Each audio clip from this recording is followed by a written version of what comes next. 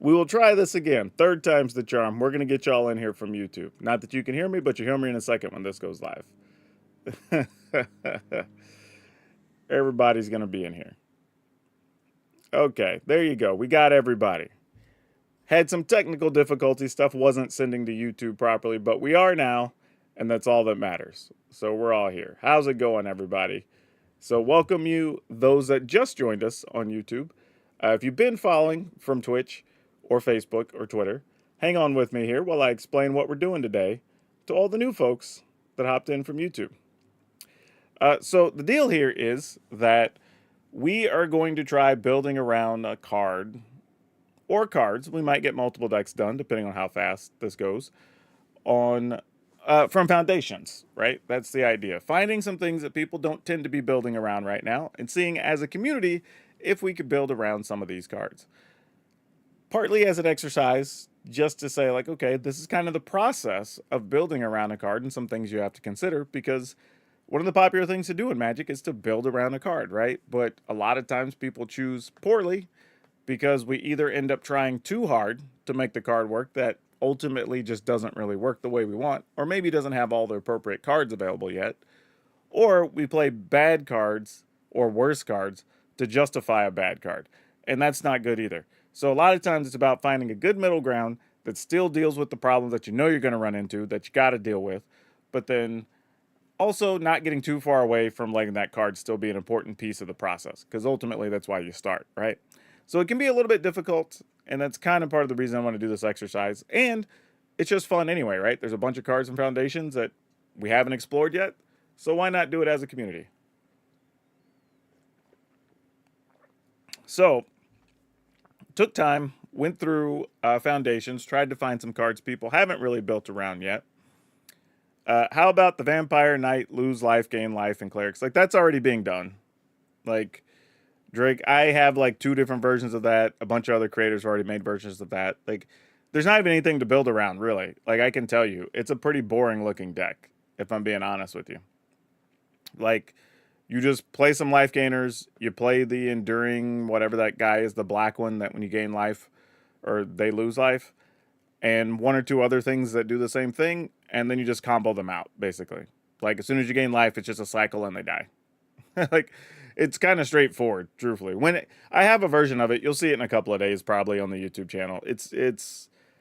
I'm going to play it just because I know people want to see it and they want it to be a thing, so I'm going to make it. But I have a feeling I'm not going to enjoy playing that deck because it feels very boring. Even when I've played against it, like once you know what you're up against, you just kill the things that would cause you to like gain life or whatever, or keep their cycle going. Otherwise, like it's just mono black with a different angle. Um, I wish there was something more exciting there with that card, but I get it, right? You just do the thing that ends the game. There's not a lot left. But anyway, I went through, picked a selection of cards, and I'm going to let people in the chat vote. I think Mono White Cats is better than Selesnya Cats. Just FYI. Not that they can't work, but the green cats aren't bringing much to the table, really. I mean, here, I'll do a quick search. We're going to sidetrack here. Go type cat and green. Yeah, the green cats aren't bringing much to the table. Like, you're really playing it for, like, Cutzel, probably. So they can't just kill your stuff on your turn and you get to draw some cards. But I don't even know if I would touch the other cats. Like, this is worse than all the white cards you're going to play that are cats. You're definitely not playing a 6-mana cat there. This one doesn't really do anything. This one needs you to have different land types. This one's okay being a 3-1, but that's kind of it. And then that's kind of your choices. Like, this isn't the thing you're going to play at 5 because you can just play the Regal Caracal or something else, right? This is 4, which you could play it, but you only have a couple of cards that are really getting counters, so this isn't particularly good. So really, you just be splashing green for this, and if you want particular green spells. But I don't know if white really needs to splash green for any green spells right now. So you're really just gumming up your mana potentially for just one card. Like, I just play mono white cats. But to the purpose of this exercise, I selected 12 cards that I don't think people are really building with or around. So we will go down the list of 12, and we will let chat decide which of these 12s we're going to embark on an adventure for the next 30, 45 minutes. So, Zulishur, this is mostly about, do we think we want to try to build a zombies deck, right? Zombies probably are viable right now. There's enough cards that make zombies. This card's actually pretty slick, being a ward of pay 2 life, so your opponent does take some damage if you're already playing an aggro-y zombie deck, but can just get zombies back from the graveyard. That, by the way, don't come back with a finality counter or anything. You just get a zombie back, which is kind of sweet. We also have Sylvan Scavenging, which puts +1/+1s on a thing. Or if you already control a creature with power 4 or greater, it makes a raccoon. Kind of cool. I don't know if this should be more in a +1/+1 counters deck, or maybe that's where it goes. Maybe this is part of the +1/+1 counters with green or green-white, and you just occasionally get a raccoon, you know? Rite of Replication. I'm going to go ahead and pull this one out because I don't think it's really a build around as much as just an include card. Zamon, now if we are talking about doing +1/+1s, I think this is possible. At the beginning of combat on your turn, you put a +1/+1 counter on 2 different creatures, and then you can tap her to double the counters. So that's kind of cool. I think this is possible. We had Raccoon Tribal in a previous set. So, I mean, I could just fire up that deck, and then we could just play that. Again, this is about building around the cards I have in this queue because they are specifically Foundations cards, what we're trying to do today. I think some people aren't understanding the exercise. But, yeah, so Zamon could go with the Sylvan Scavenging, possibly, and they could be the same deck. Valkyrie's Call. This lets non-token creatures die, or non-token non-angels, and then come back as angels with a counter on them, and they fly.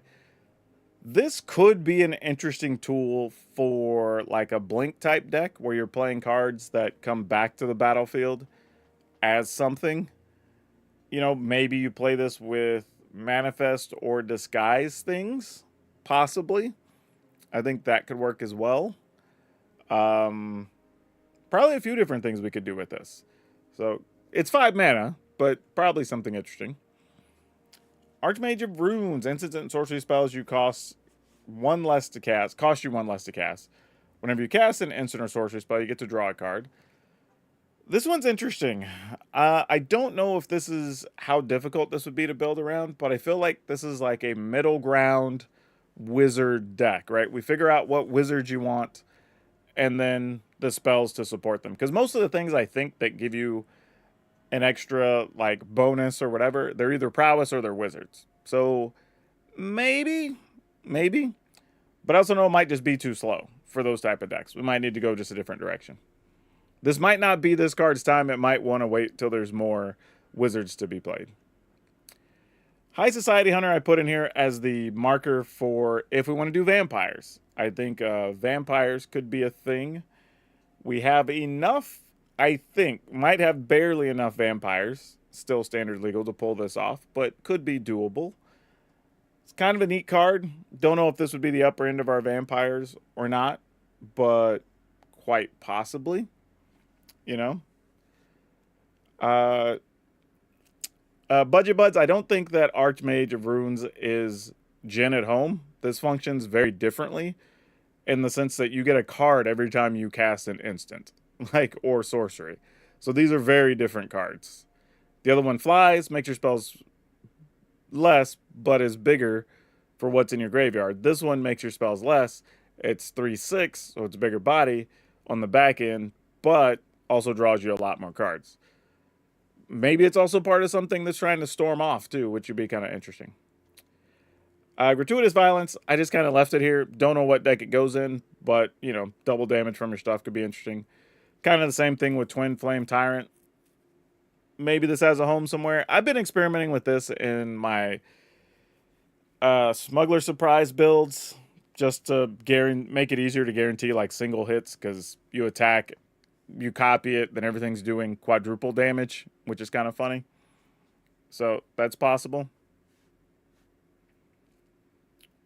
Personally, don't think a card draw is worth 2 more mana. Well, it depends on what else supports the deck, right? If there's other things that care about wizards and doing everything, then it does. In the particular build you have now, then no, that's not going to be a thing. I think the thing that causes people harm when they're deck building is we both want to compare cards to old cards to say this is a new version of this or this is the old version of that, or looking at a card and comparing it to something else and saying, oh, well, these are just diametrically opposed and one of them's better. When in reality, the decks each goes in are actually different. I think is why sometimes people run into those problems. Extravagant replication. This one's also very interesting, right? If we could come up with enough things that are worth copying, or maybe things that have cool ETB triggers, this could be kind of sweet. I don't know if this is... I don't know what it needs to be. Maybe there's... you know what? Maybe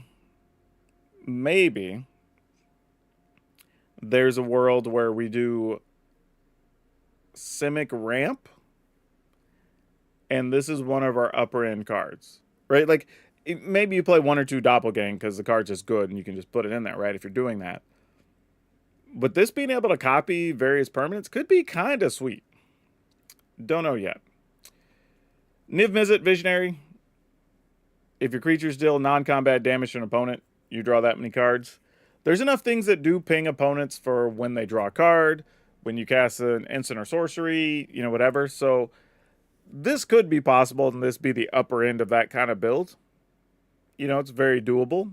I think this could be a thing if we want to do that. And then I have Coma World Eater here just because, like, it should be in a deck somewhere.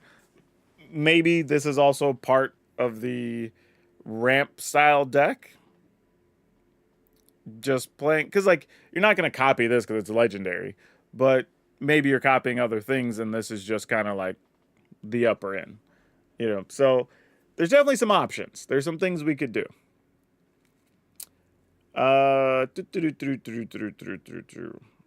Brandon Howell, how's it going? All right. Well, it looks like some of you are starting to funnel in here. So let's start making some decisions. So let's narrow it down to a couple of cards, and then we'll take some votes. So of this list, right now the list is Zulishur, Sylvan Scavenging, Zimone. Though I'm going to put Zimone and Sylvan Scavenging kind of in the same pile. So we have Zulishur, Zimone, and Sylvan Scavenging as one pile. Valkyrie's Call, Archmage of Runes. We're going to call it Vampires. Same way that Zulishur is Zombies, if you want to do either of those. Gratuitous Violence and Twin Flame kind of are the same package. Extravagant Replication, Niv Mizzet, and Coma. Heir Apparent isn't really, like, I mean, there's a few builds with Heir Apparent, but I don't know if we're building around that. Like, you just play, like, War Leader's Call and Heir Apparent. Or you do the Boros Tokens deck with Heir Apparent. You know what I mean? Like, you're already playing some other style of deck just with Heir Apparent as your creature of choice. Well, there you go. You've seen 5 builds. That's what I'm saying. Like, everybody's already doing it. So that's why I didn't include it in the list. Like, don't get me wrong. I will still have one on the channel at some point in the next couple of weeks, obviously. But we're just not going to do that here. Raise the Pass is not on our list. Y'all get to pick from the things on the list. I don't know why this is so difficult to understand. Like, this is the list. We went through and selected. This is the list we are building from. So we have Zulishur. We have the Zimone, basically blue, green, +1/+1 package. We have, so it's Zombies, the blue, green, +1/+1 stuff. Valkyrie's Call, Archmage of Runes, Vampires, Double Damage, Extravagant Replication, Niv Mizzet, or Coma. Those are our choices. Okay, so we have votes for Zimone, for Twin and Extravagant. What? Twin. Well, you got to pick one or the other. Like, you picked 2 different things there, Brandon. We need you to decide one so we can narrow this down. All right. So I'm going to keep tabs here. So we have 1 for Zimone, We have one for Dark Penguin. I got you. You got to decide: zombies or vampires. Can't have both. Same thing, Brandon. How you got to have Twin Flame Tyrant or Extravagant Replication. Can't have both. Niv.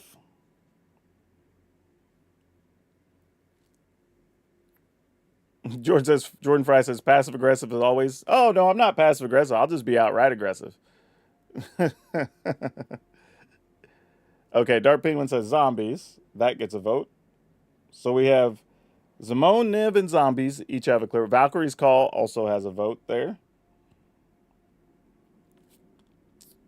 Dun, dun, dun. So Twin Flame gets a vote. So we'll do the double damage thing. And Niv Mizzet gets a second vote. Archmage gets a vote. Twin Flame gets a vote. All right. So, oh no, that's the same Twin Flame vote. Never mind. That was just Brandon Howe twice. Casual Cards, is that your vote on Archmage, or are you just commenting? I don't know how that's meant to be taken. Oh, okay, you already voted. I see it. You're above there. So same thing. All right. Cool. So we can at least narrow this down then. Where nobody, let's see, we have one for zombies, so that stays. Zimone gets to make the cut. Valkyrie's Call, Archmage. The vampires do not. Gratuitous Violence, gone. Kind of still part of the Twin Flame package. Replication did not end up with any votes really there. And Coma is now gone. Kind of surprising. I thought people would have wanted to see Coma. All right. Actually, it looks like all of our votes came from folks on YouTube. This is open to everybody. So, I mean, we got people watching on Twitch, on Facebook, on Twitter. So, yeah, if you got a vote, come on with it. No reason at all. Everybody, it doesn't matter where you are. You just got to put your 2 cents in. Just let me know in the chat. We will include your vote. Just double checking to make sure, because I just realized that. That's where all the votes came from. Yeah. It has the wrong title on the stream right now, which is weird. I don't know why that's a thing over there. We will edit that title. Building around foundations. There we go. Maybe so people know what's going on properly over there. Okay. Oh, did Drake vote for a replication? I missed that. That must have been before I started making the official vote. Zimone sneak in Coma. Don't know if that's going to happen. All right. But we will put replication back in the pile because I missed that one. Did that not show up? Why is it not? Is that not what it's called? What? All right. Well, I will do this then. We will go this way and get there the hard way. It's probably called something similar. Oh, or I spelled it wrong. Oh, I'm still on green cards. Oh, it's on blue and green was the problem. But yeah, all right, fair enough. Either way, problem solved. We got it back in the pile. Though, I need to reset this. All right. Okay, so from this list of 1, 2, 3, 4, 5, 6, 7, this is the last round of voting. And we're going to try to narrow down to what we want to build around. I know personally what I think would be cool, but I don't want to influence the vote. All right. So starting right now, I'm going to start from Gildor Twitch. So Valkyrie's Call, 1 vote.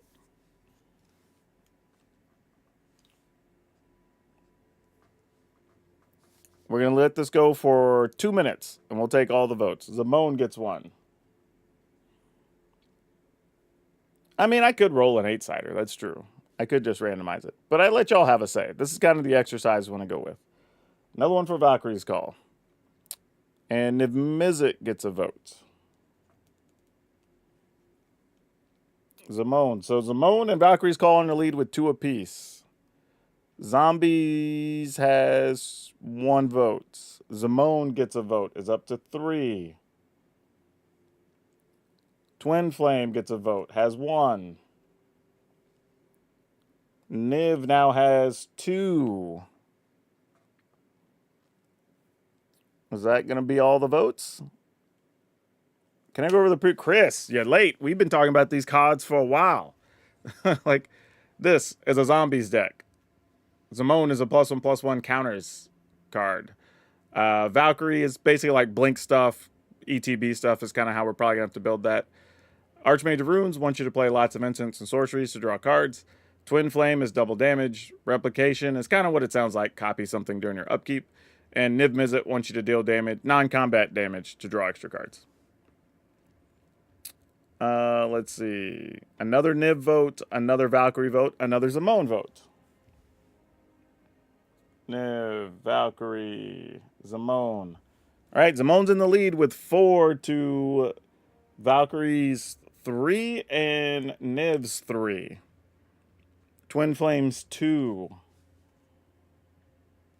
So it looks like we might be building around Zamone. Yep, looks like that's going to be it. A little bit of time for people to get their other vote in here if they want to. But unless something else comes from behind here, it looks like Zamone is going to be the deck we're building with. And we'll have to figure out how to make this work. Because I don't know what the answer is going to be. But we'll see. Goes on a Twitch to double vote. Hey, I get it. People trying to get their card wherever way they want. The Dragon Enchantment. That is not one of the choices here, Lord Sinister. It's from the pile that we've already done the exercise of narrowing everything down.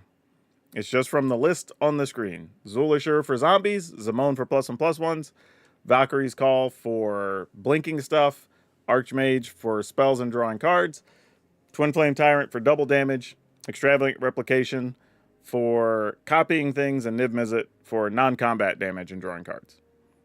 So you can vote for any of those. Zamone. All right. Well, Zamone now has 5 to everything else having 3. So look, I'm just going to save time and say it's going to be Zamone at this point. So this is where we're starting. All right.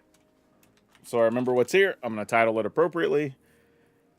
And now we have to start the adventure of figuring out what to do with this card. All right. So first things first, the card is 4 mana. So we have to decide, do we want to ramp into it to get it on the battlefield as fast as possible?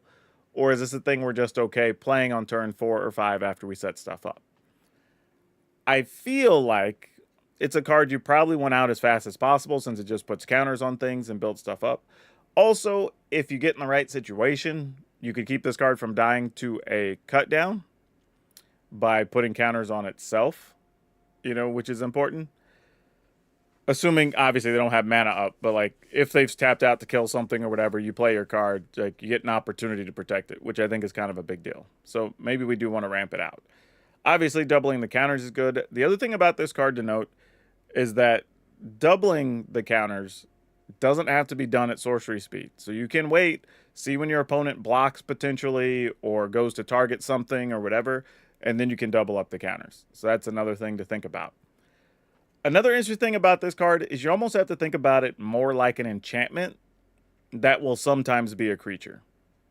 The reason I say that is, if you do tap this to attack, obviously unless you find a way to give it vigilance or something, you actually can't double the counters, right? And we're probably going to want to double the counters more often than not, I would think.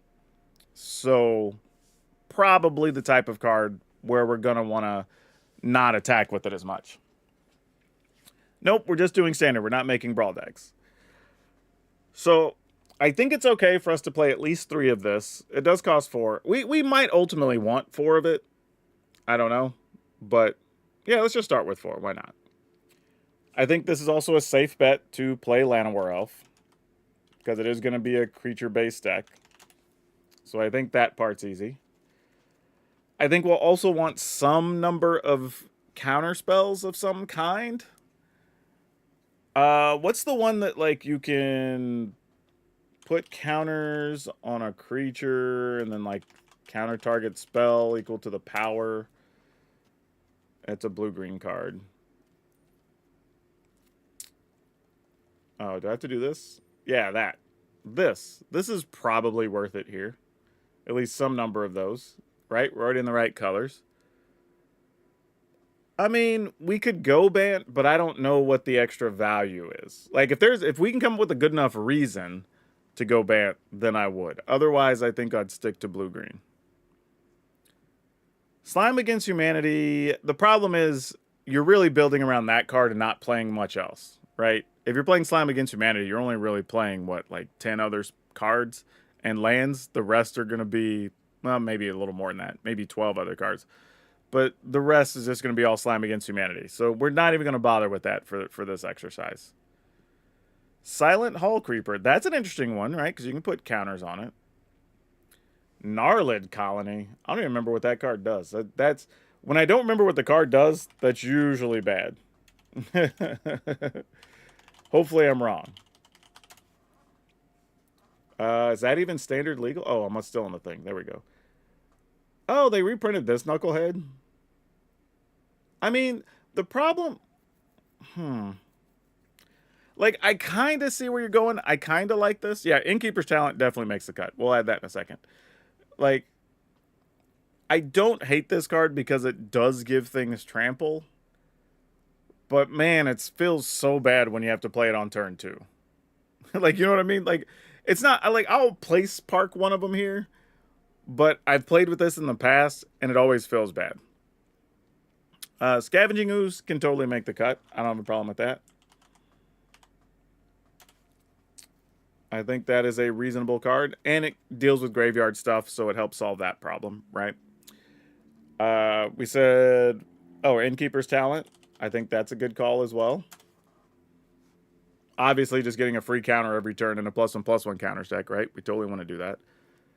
Ozolith, yeah, I think we could play like 3 of those. I think that's reasonable. Do we have any fight spells that put counters? Longstalk. Oh, I forgot about this one. Choose a creature, fight something, you get a... Oh, but you have to give them a creature, though. Yeah. This is choose a creature you control. It fights. Oh, if the creatures are entered that turn, it gets a counter. This thing costs way too much. We're not doing that. Probably not doing that. I mean, Vorinclex kind of does sort of thing, but... the protection spell that adds a counter, I'm not opposed to that. I think that's fine. Gives it hexproof, I believe. Oh, we do have 2 choices. I forgot. We have Gift of Gaia as well, which gives reach and trample. Or we can just play Snakeskin Veil and just get hexproof. Damn, that's kind of a choice. I might split them to start with, till I make up my mind later. Funny thing is, right now, this is mostly green. Oh, we said Hall Creeper, right? Hall Creeper is another one somebody mentioned.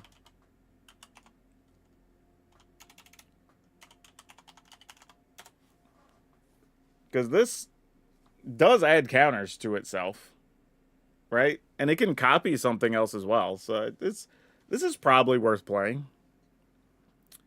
Primal Might is interesting. I'm not opposed to that. Stocking the Pantry. Probably not. I'll bring it up on screen so we can talk about it. The problem with something like Stocking the Pantry is that it just takes too long to get something out of, right? And if we top deck it late, it just doesn't do much. Like, it's cool if it sits around for 3-4 turns, and then we don't have anything to do, you just draw cards. Like, it's actually super nice. But more often than not, like, it's just way too slow for... It's interesting because it plays in a deck... Like, I would put one of these in my commander deck that does +1/+1 stuff. But I don't know if I'd put it in my standard deck because it's just not efficient enough to do anything, unfortunately. Doubling Season, Hefe-ass, is it any good? Yes, but again, I think for standard it's tough just because it costs 5. And if I play something that costs 5, I'd rather play some big planeswalker that has an impact or something that gets rid of multiple creatures so we can punch through, you know, something like that. More than just taking, like, if I'm going to take a turn off, I'd rather take an early turn off to play, like, Innkeeper's Talent on 2. I don't think I want to take turn 5 off. You know, to do something. I don't think that's really what we're looking for there. Let's see. Bloomkin. I don't think we need royal treatment. I would rather have either Snakeskin Veil or the whatever the other one was, Gaia's Gift, because it puts a +1/+1 counter. Let's see, Bloomkin though. Let's talk about that. What is the Bloomkin? Apparently, Bloomkin doesn't come up, so I don't know what I was about to say. I don't know what Bloomkin is. Like, but maybe I just forgot a card because there are a lot of Magic cards. Prophesidic Memory is an interesting one. I don't know if we're drawing enough cards to make it worthwhile, but it is kind of a free +1/+1 every turn. Oh, Bristly Bill. Yeah, that's an obvious one we forgot about, right? Bristly Bill is basically free counters and can also double counters on stuff, so that's kind of nice. Like, I don't hate that. All right, so we're getting there. We're getting there. It's starting to come together as a pile. 3 steps ahead, maybe. Oh, yeah, we talked about that other enchantment. Counter Raccoon is in the text. It's an enchant. Why is it not coming up? Is that not true? Do I have this set to some word filters? Oh, I maybe have not collected it. Maybe. Nope. I don't know why it's not coming up. That's weird.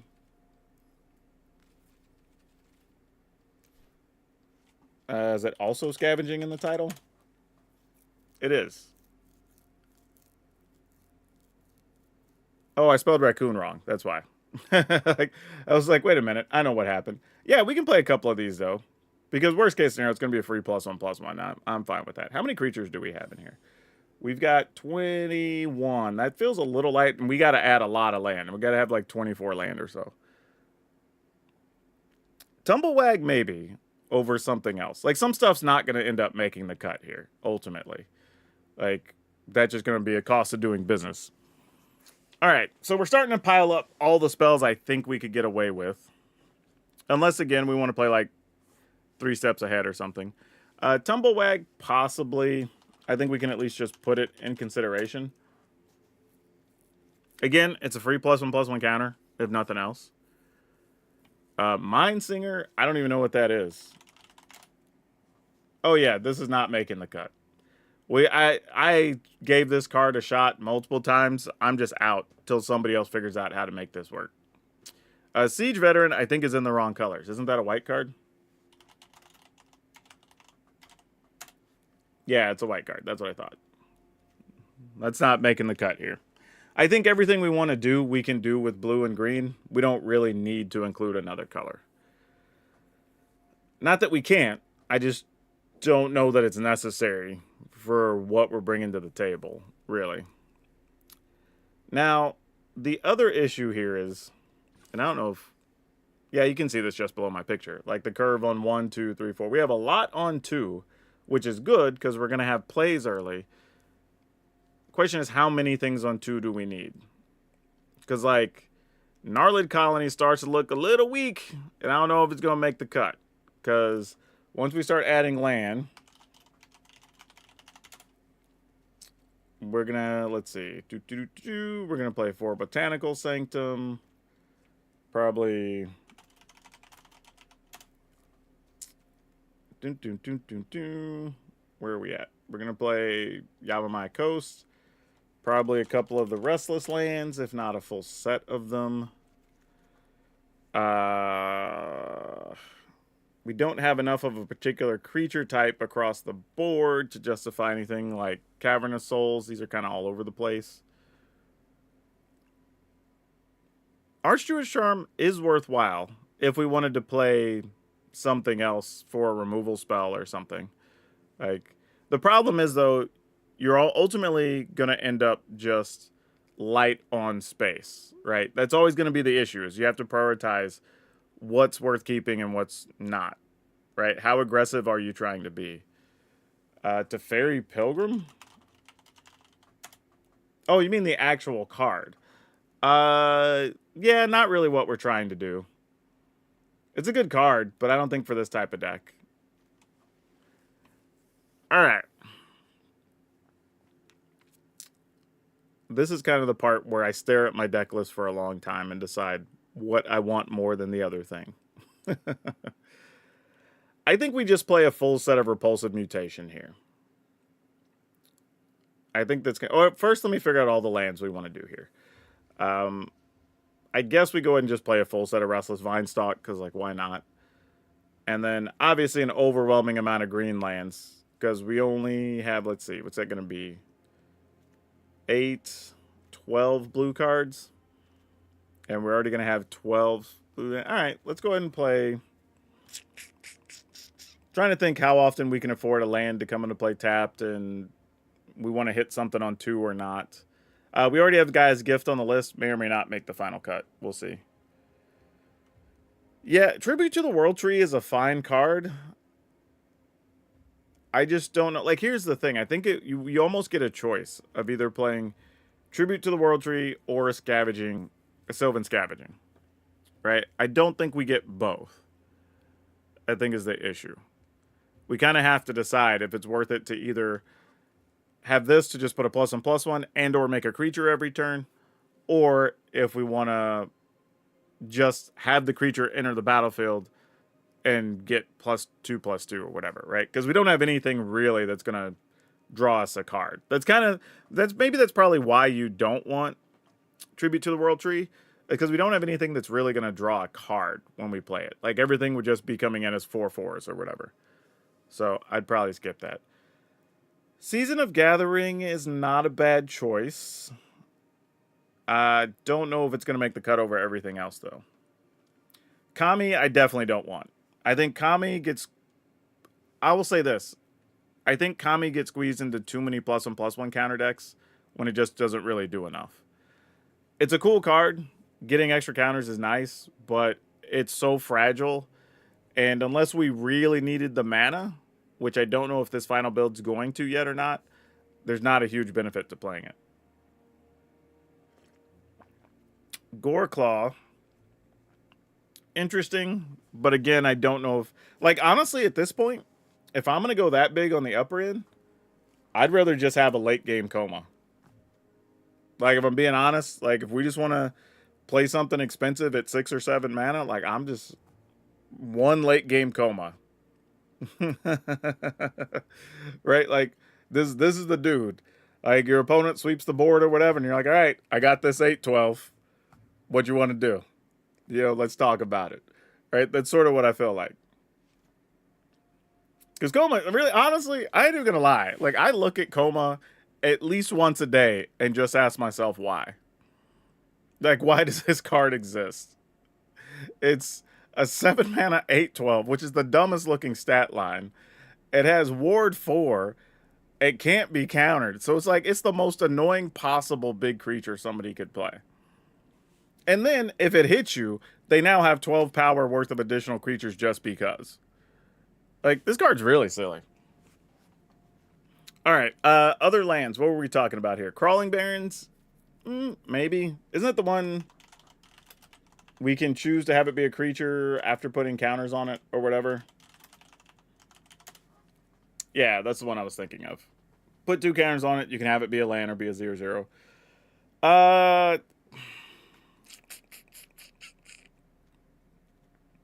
I feel like we want as much colored mana as possible. Mostly because we need to spend mana activating this. We want to leave mana up to possibly counter stuff with Repulsive Mutation. We may want to activate Bristly Bill. We need blue and green to activate Zamone. Like, I think we just have too many things that need us to leave colored mana up to do multiple things.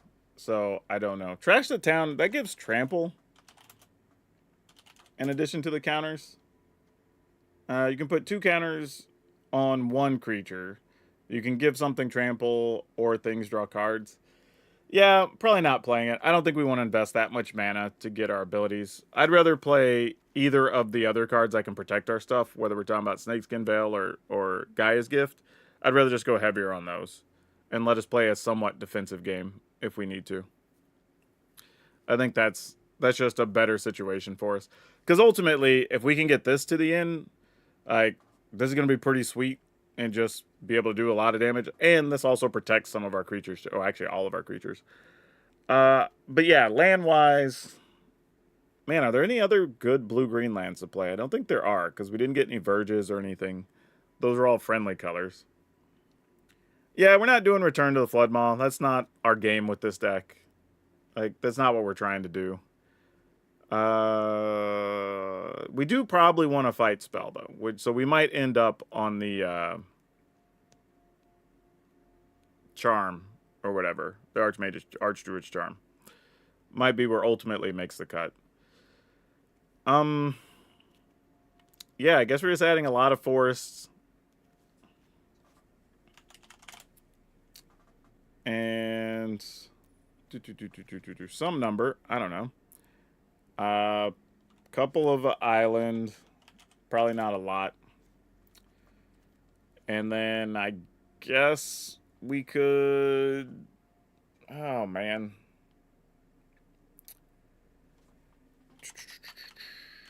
Why am I forgetting the name of that thing? Sacrifice, land, search. This, Forbidden Fable Passage. We can get away with playing those. So what does that give us? 8, 12, 16, 24. All right, so we're going to have to cut 6 things, and I think Archdruid's Charm has to make the cut, so cuts are about to get real hard. This is the part of deck building that sucks. Bushwhack, not a bad card, but if we're going to do that, we'd be better off playing one of the ones that gives something +1/+1. Because we rarely are going to need to search for land in this deck, because our stuff's, a lot of it's cheap. So we're not worried about searching for land. If we want to fight something, we choose one of the spells, or actually, I guess I should put counter creature damage. There we go. In green and blue. Oh, there's Feral Encounter, but you're probably never playing that. We've put that in 1 or 2 decks. It was not the best. Let's see. Yeah, Archdruid's Charm obviously lets us put a counter and fight. Felling Blow puts a +1/+1, lets your creature deal damage. But again, probably not totally what we're looking to do. Yeah. Put this creature fight. And then we have this one that you can get a +1 if you give him a fish. This one, you put a +1 if the creature entered that turn. Those are kind of our options. Filter out as defensive. I don't know what that means. Oh, wait, the card filter out. Is that what you're saying? Yeah, it's also double blue. So that already makes it a non-consideration. Like, if we're going to play something that's double blue, it has to be probably strictly a later game card, because we're going to be so heavy on green. Now, admittedly, we probably will get blue lands and draw into them, so it's maybe a non-issue. But, you know, also those draws where you get, like, triple forests, you're going to be hanging around waiting to play some of the blue stuff. All right, so we got 9 cards we got to cut, and this is where deck building, like I said, gets kind of a pain. I'm going to cut 1 Ozolith. Oof. Sadly, like, all right, where are we sitting right now? 25 creatures. I don't really want to go probably below 22 creatures. And we may even have to cut 1 Repulsive Mutation to make room for some stuff here. Bite down, hard-hitting question. I mean, we could also just play more Archdruid's Charm. That does the same thing.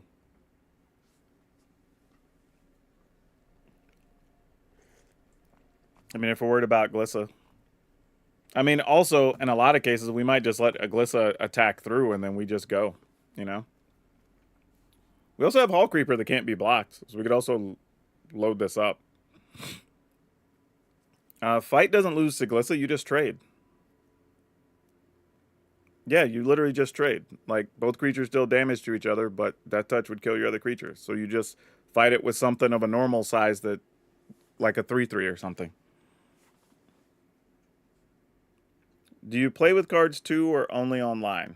Do you mean, do I play, like, paper Magic? Yes, there's footage out in the world of me playing paper Magic. There's me playing on other people's Commander channel playing paper Magic. I most definitely play Magic. As a matter of fact, I put footage in my own video from MagicCon. recently. That video's up. You could watch me playing on there as well. So like, yeah, I definitely play Paper Magic. If that's the question that was being asked. All right. So we know Llanowar Elf stays for sure. We're gonna say Hall Creeper stays. We're gonna say Bristly Bill stays, no doubt. So I think the lower end of the deck fully decided. Question is, do we keep Gnarlid Colony? Because getting Tramplants on this stuff could be pretty good. Actually, you know what? Another card I didn't even think about? This guy. It's pretty small, but it does have Indestructible. And it can move counters around. So, like, maybe. I don't think it'll make the cut in this build, but it's at least something to think about for later. Subscribe from Strictly Magic. Oh, awesome. Well, welcome. Oh, there's also Vanifar, but it only puts counters on colorless, unfortunately. We should put it on other stuff. Forgot she was an ooze, though. That's funny. All right, so we're down to 67 cards. I think Gnarlid Colony is not going to make the cut. So we're down to 66. Man, Sylvan Scavenging might not make the cut. And that's crazy, it feels like. But maybe it's just not. Here's the thing. Do we need Ozolith? Like, don't get me wrong, it doubles counters and all that, so it's obviously a good card, right? And late game, if we have one, we just cycle the other one, whatever. But if we already have plenty of stuff putting counters, do we desperately need it?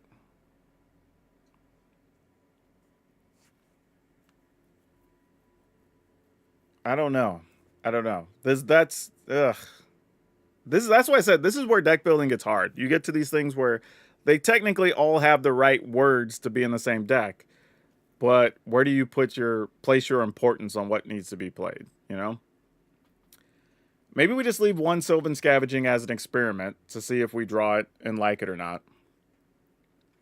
I don't like the term win more. That's probably why y'all don't hear me say it. It's funny, though. I'm glad you brought this up, Budget Budge.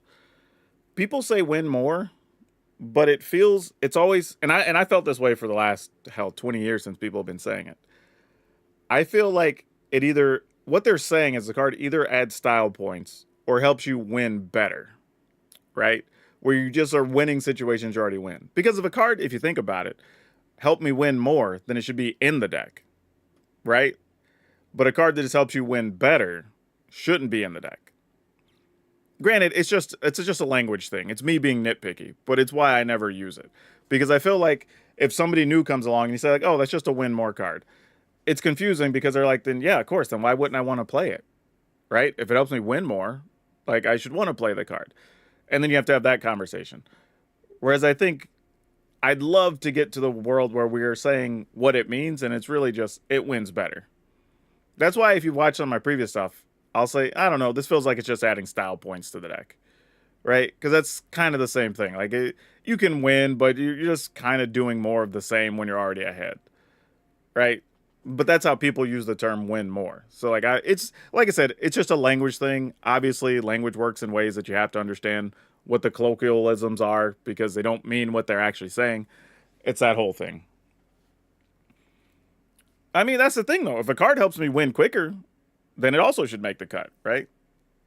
I don't think Titania's Command is a card we're wanting to play.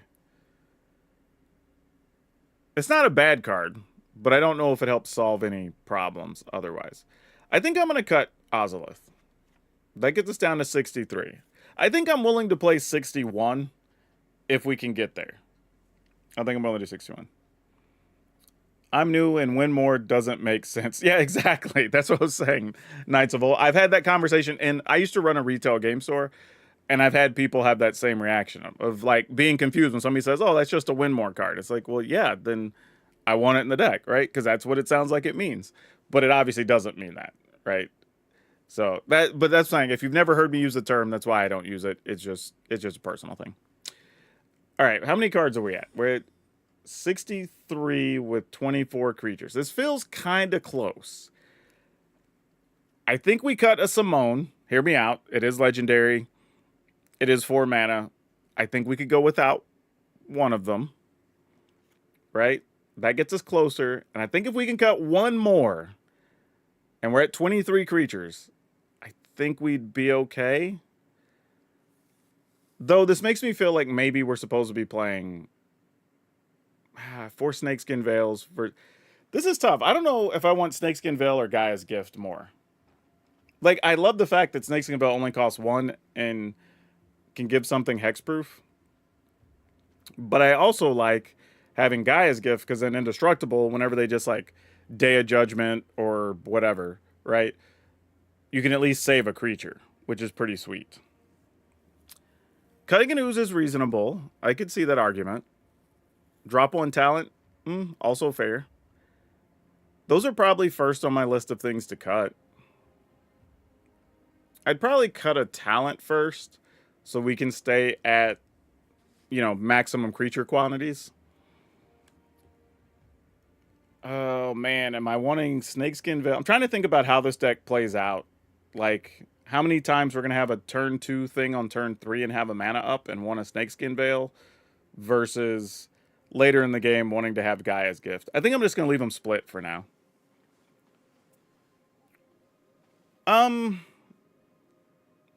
We're not using a lot of mana till later, though, I think, is the thing. Unless we're activating, like, Scavenging Ooze, right? Because Bill is 5, but that's later. Zimone herself costs 4, so we have to get her on the battlefield late.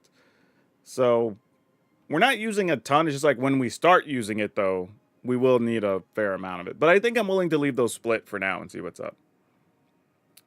Talent is what I cut. Hitting multiples wouldn't be amazing without creatures on the field. That's true. Lots of MTG sayings I don't understand on YouTube, like waifu cards. Maybe we're talking about anime cards. Yeah, waifu isn't really a Magic term. It's a more of a societal anime, Japanese art related term. Basically, like the cute girly style art that guys are all into. They refer to it as waifu art.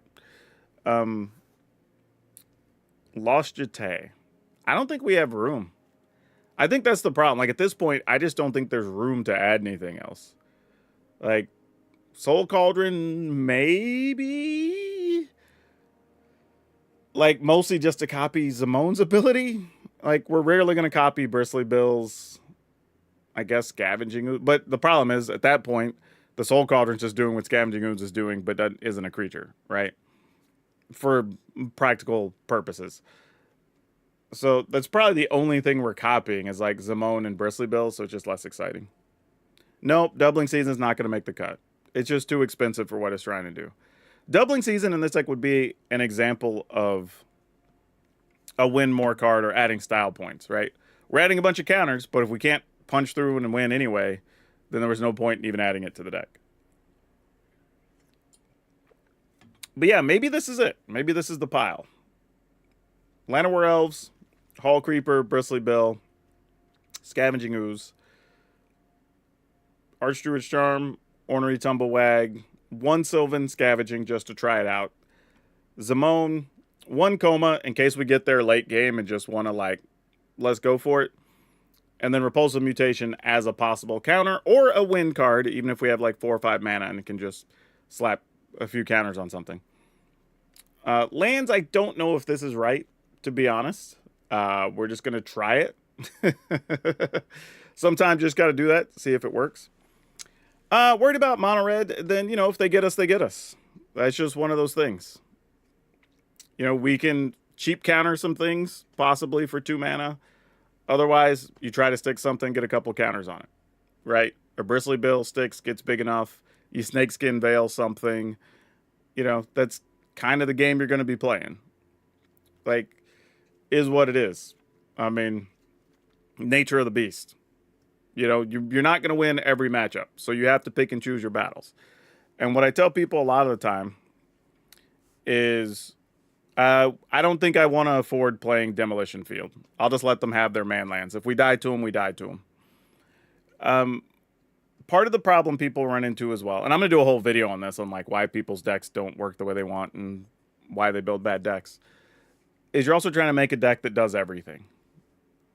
Right? Like at some point, you just say, all right, if you get there, you get there. You know, right? If there's some matchups we don't win, we don't win. The only downside would be if it ends up being a matchup we run into like 30% of the time, then you go back to the drawing board and say, okay, let's add some stuff in to solve those problems.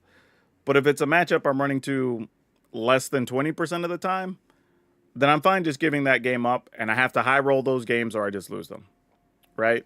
Because otherwise, you're just going to end up with a deck that has a bunch of defensive cards trying to solve all these different problems and ultimately doesn't do anything, right? Almost all the decks lose to something, and you just kind of have to accept that. Especially if you're playing best of one. Landfall. Whenever a land you control enters, put a +1/+1 counter to our creature control. If this is the second time, this ability resolve double the number of +1/+1 counters on that creature instead. Scythe Cat?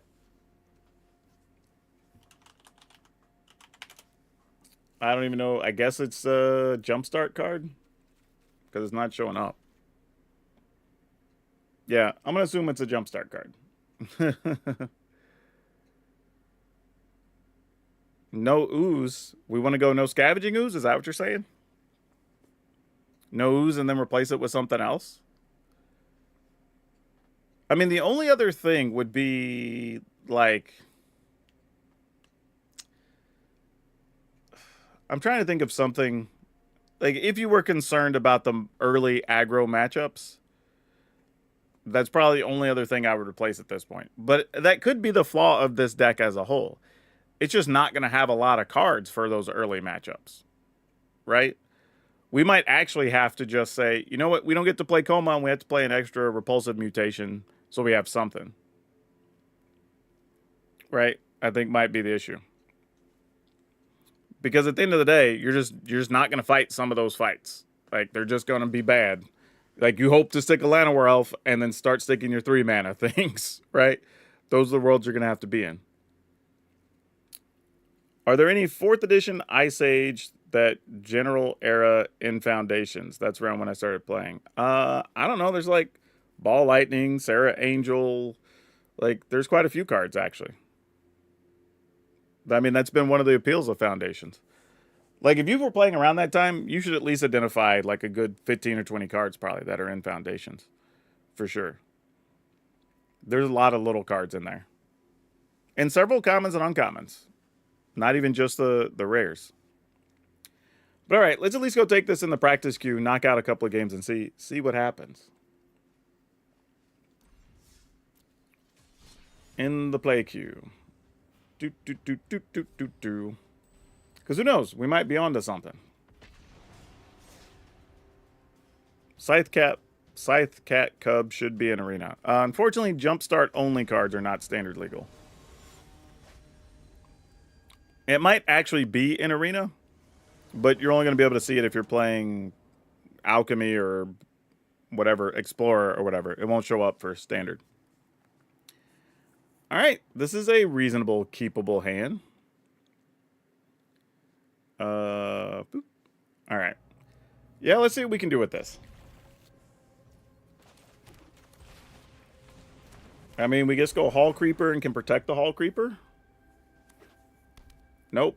Looks like our Llanowar Elf's about to die. But that's okay. We have plenty of things we can do on 2. So let's go.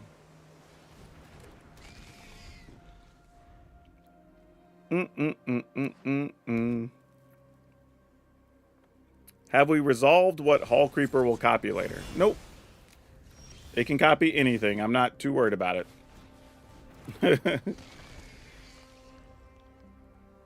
I mean, opponent's obviously just playing removal heavy Golgari here, so it just is what it is.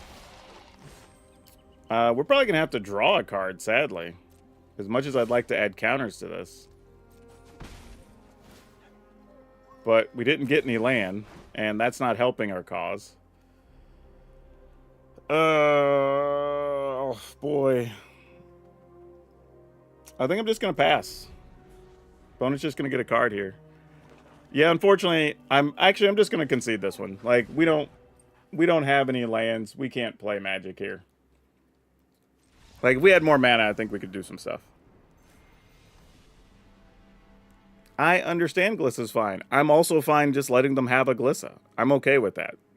Like, If we fight it and kill it, cool. If we don't, cool. We can also counter it, which is cool. If we don't, then they get a Glissa. That's okay.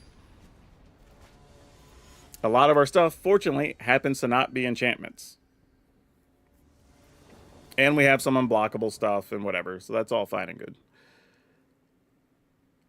Yeah, let's keep it. It's not great, because if we go turn 1 Llanowar Elf, our lands are tapped after this. This is one of those things I was talking about in deck building that could be a little bit tough sometimes. Alright, but we kind of got away with stuff on this turn. So I think I'm just going to go here.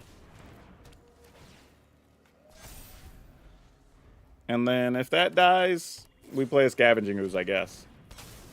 Alright, Nowhere to Run works. Or we play this, and we can Tumble Wag and put a counter. Put 2 counters, actually.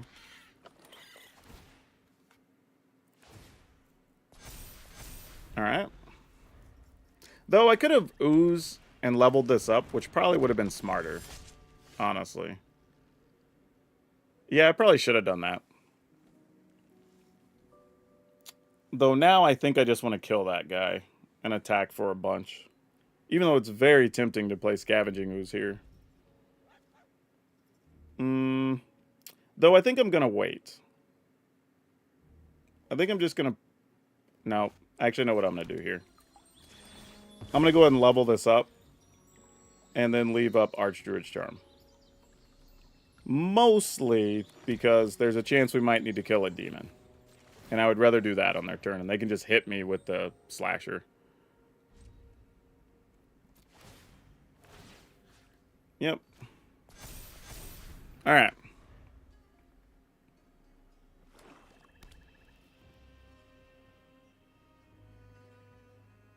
If they decide to do it. They might not.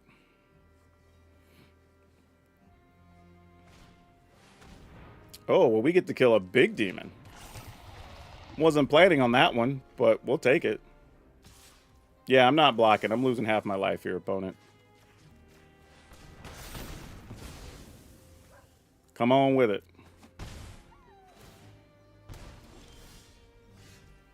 Alright, so now the questions are, level this up so we get 2, 4. Because each time we put a counter, we get twice. So we go up to 11. That's exciting, but I don't think we're going to do it. So we add a counter. This goes to 8. Then we double it, so we'd be putting 6. Oh my gosh. Not quite enough. Damn close, though. So we go 7, 14, 15, 16. Ugh. I mean, I guess we go for it, right? Like, why not? Oh, I had to saddle first. Gosh dang it. I forgot. That's my mistake. All right. All right, well, end the turn.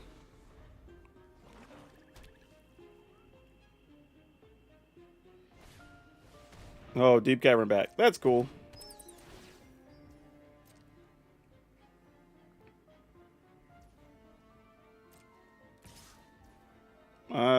Yeah, all right. We'll just be close to dying. Actually, do I just block that guy? So I go to 7, then I go to 3. Then I'd have to block. Or they're going to block. Yeah, okay. You got me. Let's go ahead and remove this out of the graveyard, just in case.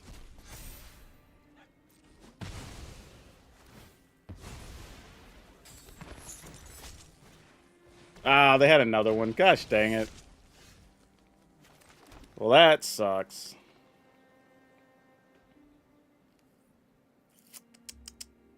Alright, here's what we're doing.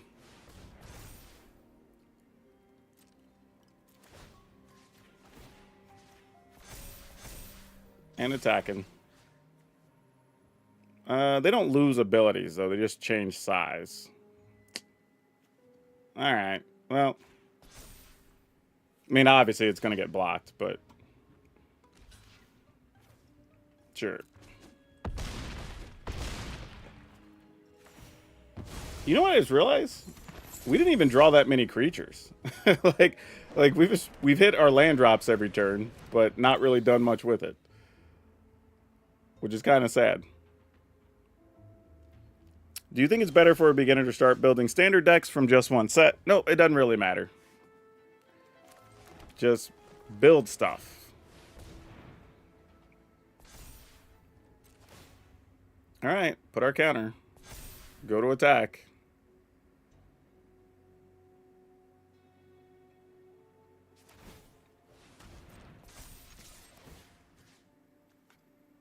Oh, I can't target itself. We'll just submit 0. Not that it would matter. It's a 5/5. Wait. Oh, they're in case we had trample. That's actually a smart block by the opponent. I don't blame them for that at all, actually. Because we have trample itself. I was thinking other things had to have trample, but the card itself does. So, good job by the opponent, because I forgot about that. All right, are we? Oh, we got Coma, but it's too late for Coma. Hey, we got there anyway.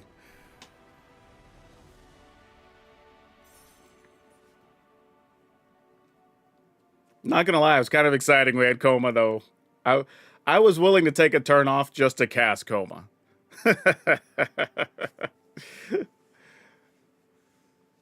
That's how silly it was. I literally was just like, man, we got Coma. I gotta cast it, but didn't happen.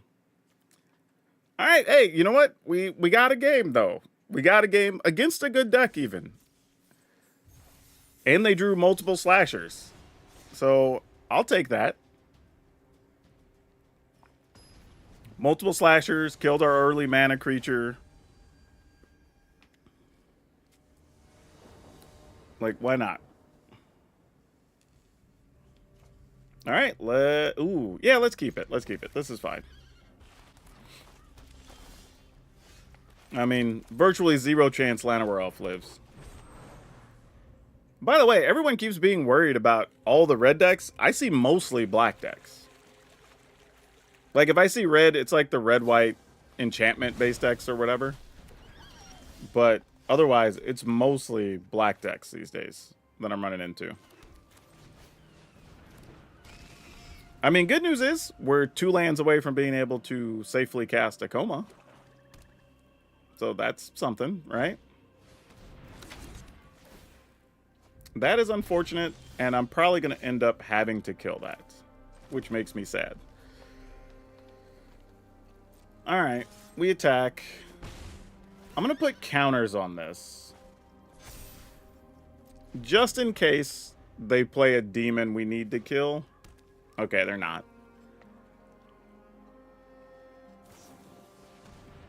All right, we're going to save the creeper. Even though I want to kill their enchantment, but I think we're just going to play the long game here. I'm going to go Zamone here. Go counter, counter. Attack. All right, opponent's at 10. We will draw a card.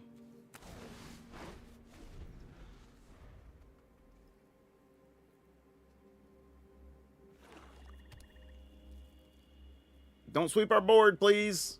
We got business to do.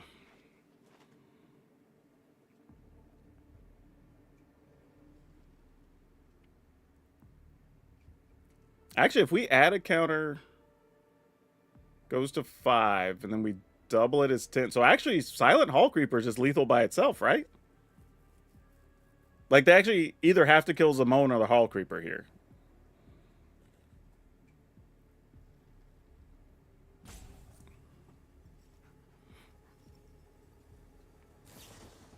Yeah, they kind of had to. I don't blame them. Like, that was a tough spot to be in for them. Like, hand was definitely forced.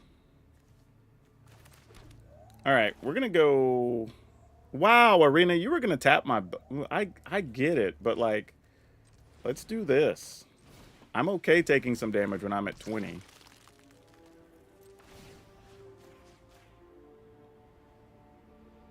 Gonna target both of them? Oh, somebody's gonna die. Like, opponent, you know I could just, like...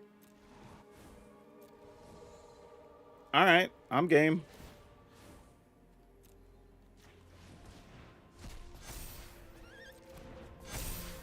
All right, that worked. All right, opponent's at 5.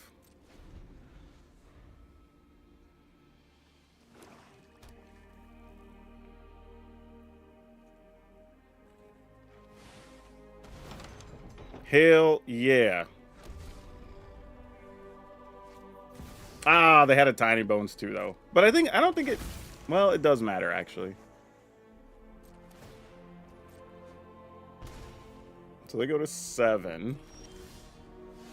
Oh, that's pretty big too, though. So can we... All right, I could put counter, counter. I don't have enough mana, though.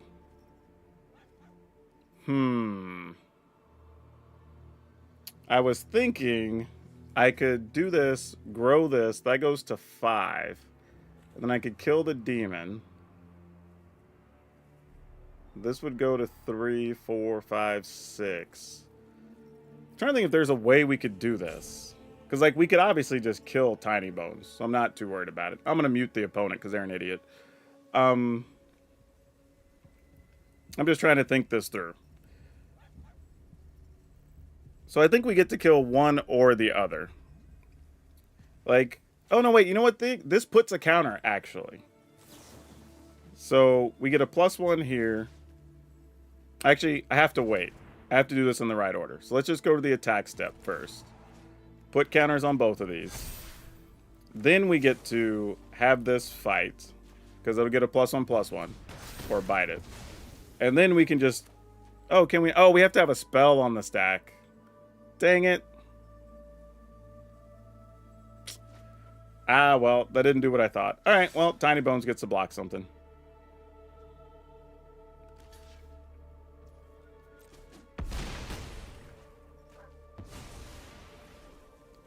Alright, I'm going to go ahead and take a chance here. So they got to have more than one blocker.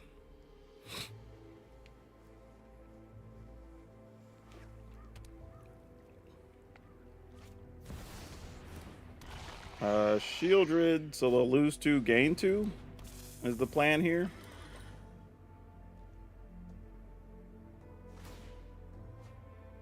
So net nothing. Yep.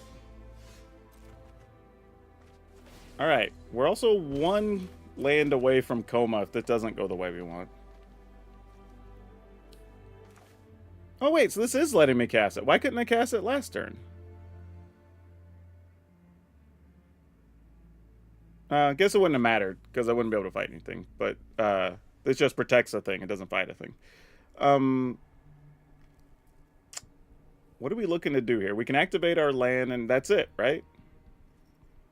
Yeah, because opponent's only at 3. And plus, we could make Scavenging Ooze bigger anyway, so it doesn't really matter.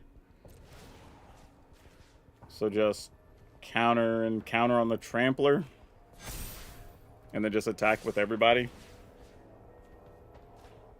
Yep, that'll do it.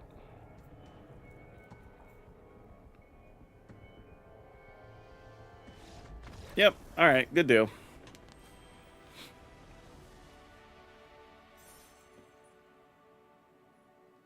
Yeah, my brain short-circuited and I forgot how this worked for a second. So that one's on me.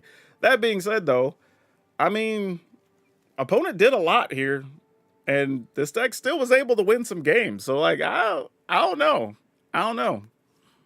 Like, maybe? Like, maybe it's a thing? Yeah, I've used it before. I know better, honestly. That shouldn't be a thing. That's totally on me. Oh, you know what? I was going to just go hop into the actual regular queue here in a second. All right. We get to play a Llanowar Elf that probably won't live. And then Scavenging Ooze. All right. Let's see what happens. Whoa, Arena skipped on me for a second. I thought I might have messed up and played a tap lane. Hey, it actually lived. Ooh, actually. That's a thought. Yeah, I guess we go ahead and do this. Because that's much better here.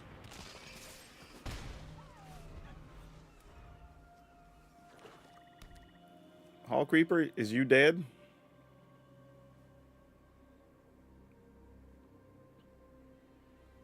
I mean, you got to get rid of the Hall Creeper, right? Yeah, I was going to say, like, that's... I mean, I get you want to slow mana down, but that's a much bigger threat. Alright, and this is equal to the power, so I'm going to go ahead and just play this. Pass the turn, see if we can intercept something, possibly.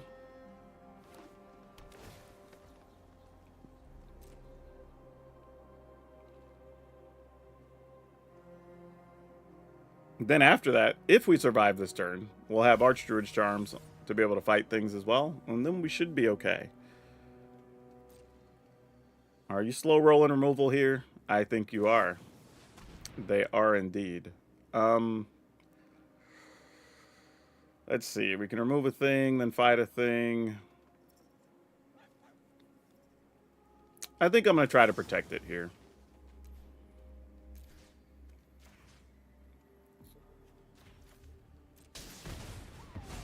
Don't know if it's worth it, but I felt like if there was a shield rid or something, we're probably still okay. Could remove a creature, leave up Snakeskin Veil. I think I'm just going to attack with this, and then I'm just going to remove a creature. Also, again, black deck.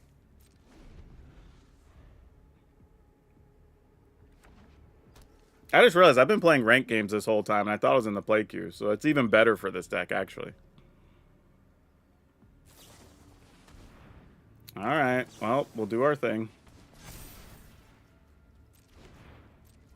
Alright, I mean, hey, we're hanging in there. We're hanging tough. Let's go. In the turn.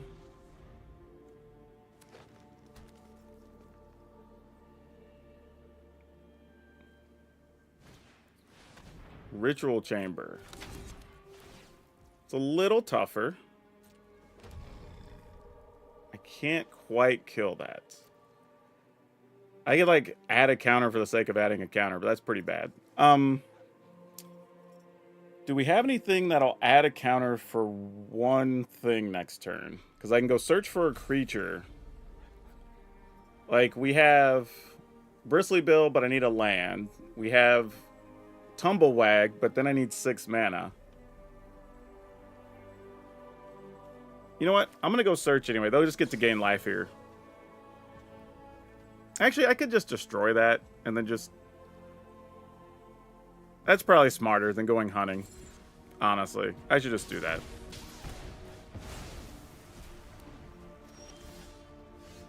Well, if I got Bristly Bill, we would have got there, though. 1, 2, 3, 4, 5, 6. Alright. No attacks in the turn. Man. I need that to be almost any other creature. Would have been nice. Oh, they're playing Stalker. Alright. Here's a Beanstalk.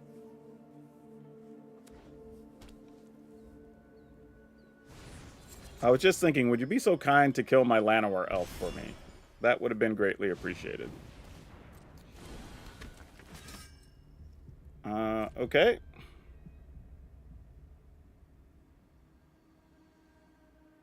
If they get to 7, we could destroy that. So I'm not that worried about it. We just take the hit here. I guess we search.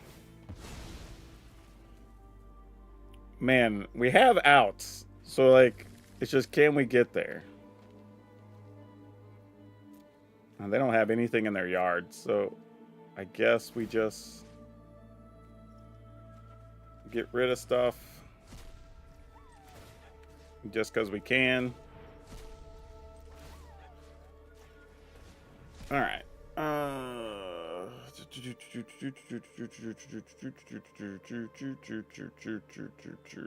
We can keep them from casting that after they block.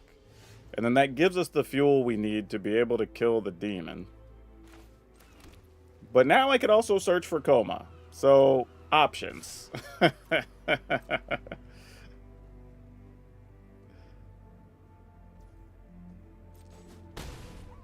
Alright, they go to 8. We're at 12. About to be a lot less. Primal Bounty. Well, damn it. Was not expecting to see that card, and that sucks, because they're about to play a land. Yep. That is a real problem.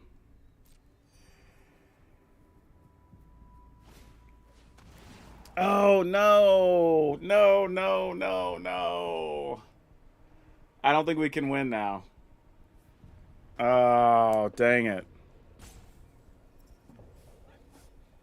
Jeez, what do we do here? We either kill the bounty or go search for something. A creature.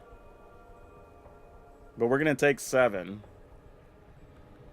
Oh, that was such a clutch card for the opponent. Dang it. I guess we just go search. I don't know what we're going to get, though. I mean, Coma's too late. I mean, is there anything that matters here? Yeah, I don't think we have an answer here, unfortunately. This is probably like the best we can do. Damn.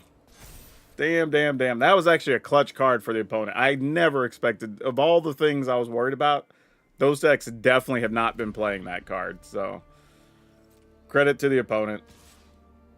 You know, what you gonna do? I mean, I literally would have to draw exactly my last Archdruid's Charm. Oh, whoa, what?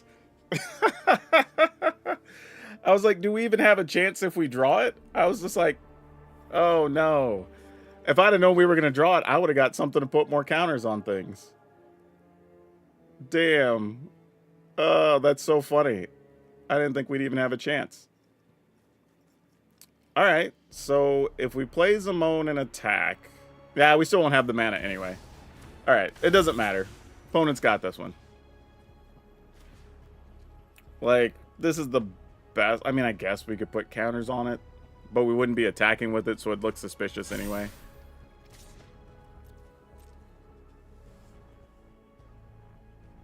Yeah, we're just dead.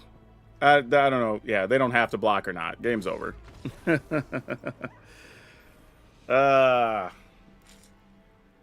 Hey, sometimes they just play the right card. They play the right card. You just got to give credit where it's due. Like, I had no way to see that card coming, and they got us.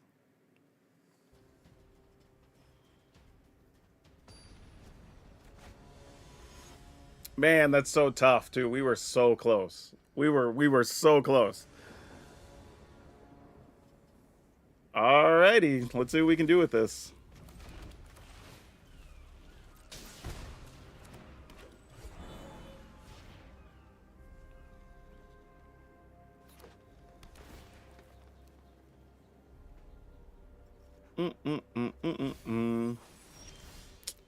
Okay, so what are we up against here? This is probably some type of domain deck? Then I guess we just go with this. I'm kind of debating if I want to do Hall Creeper and just get in for some damage right now. Get in for 1. Hall Creeper can get in. I'm going to do this. This is probably just better. Put a counter here, knowing that they're probably going to try to get rid of our Tumblewag.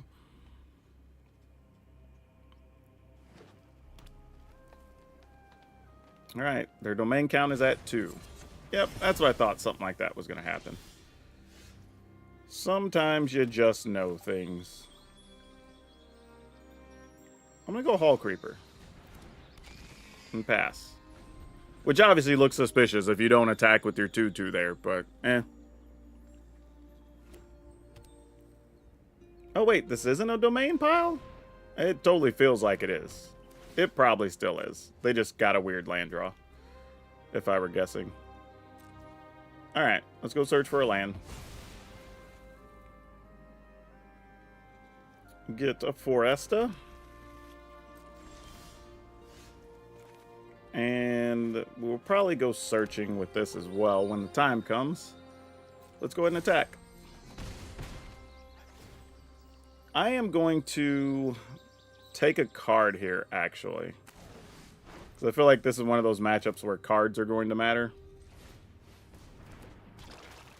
And in the turn.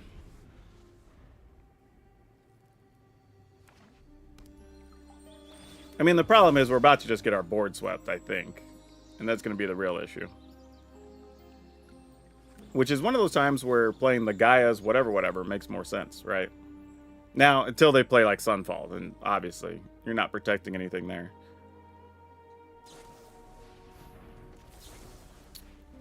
But it feels like maybe they don't have a sweeper if that's what they're doing here.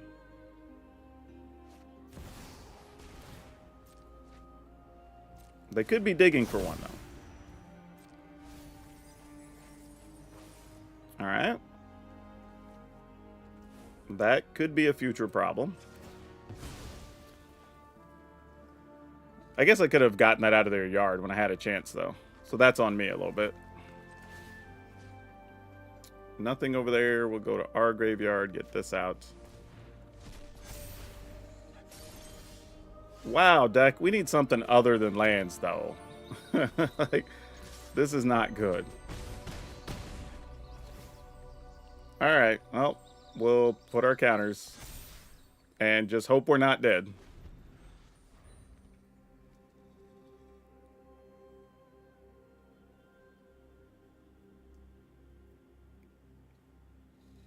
I mean, Sunfall's a real problem. But if they don't Sunfall, we're still playing Magic.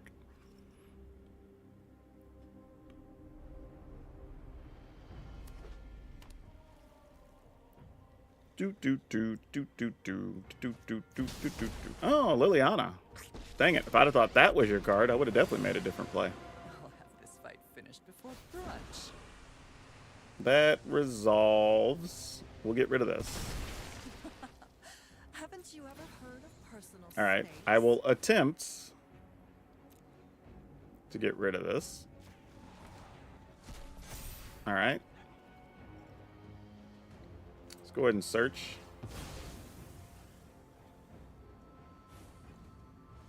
Come on, something we can get counter. I might as well just remove stuff from their yard just because, right? All the relevant things.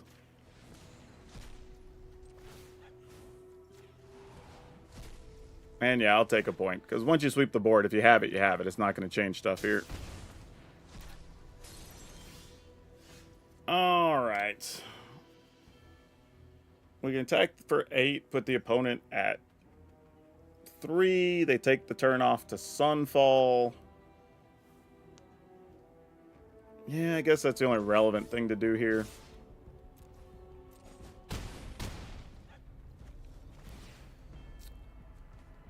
Sure. Play a land. In the turn. I mean, I assume it's Sunfall this turn, right? Or some other board sweeper.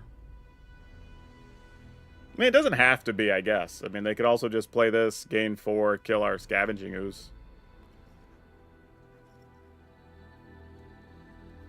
Which is a relevant play.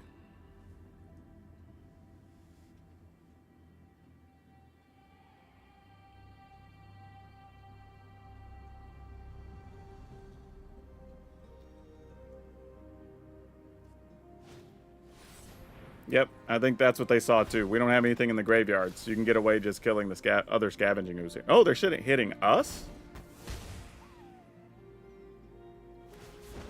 Oh, they don't have the... No, they had the mana. What's going on? Don't overthink things. What are you going to do with 1 black mana?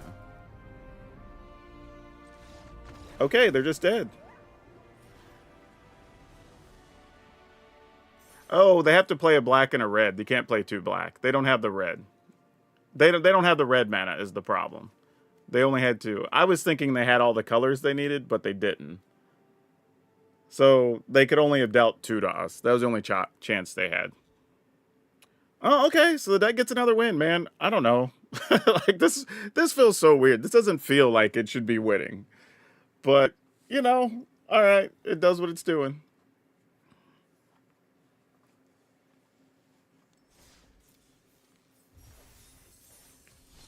It's weird when you're playing a deck that, like, you're winning and it doesn't feel like it should be winning, you know? Even our loss was just from us just drawing terribly in the later stages, just drawing lands. If we'd drawn any, like, real spells or creatures, we would have won that one, too.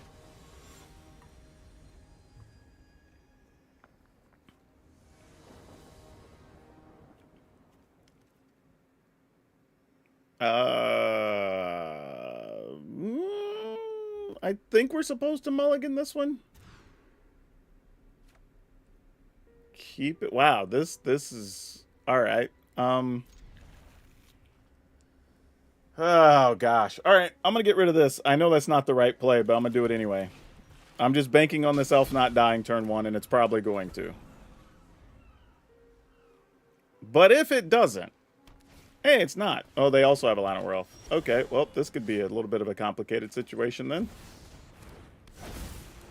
Play this. Counter on this knucklehead. So we have the biggest creature on the battlefield.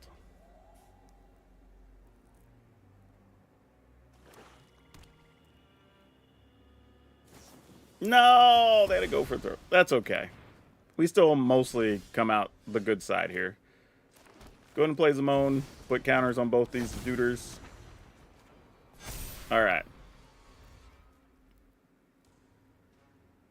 Another go for the throat? Come on now. No, they had it. All right.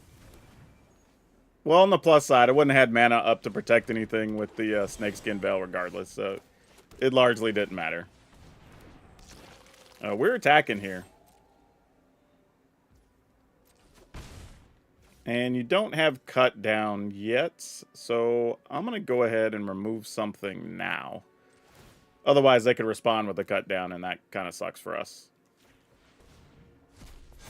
All right.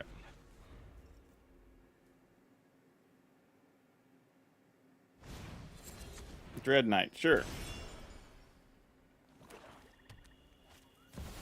Shieldred, you got it. Did not draw a fight spell, which is what I was hoping for there. Yeah, I mean, I guess the best we could do is attack with our land.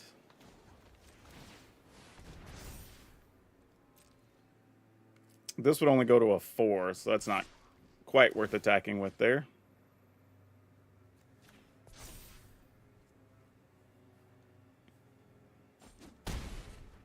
All right.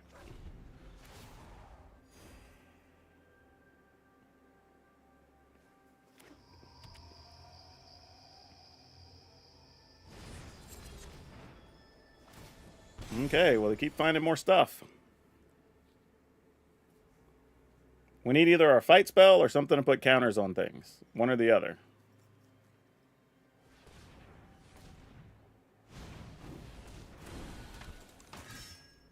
Oh, they're leaving mana up to kill our land, I think. I think that's the goal here.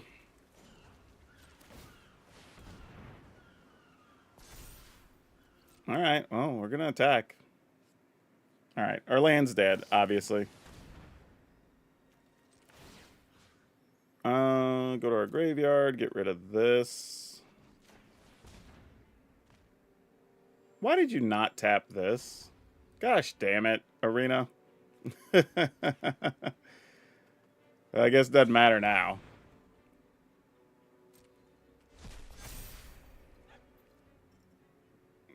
Sure.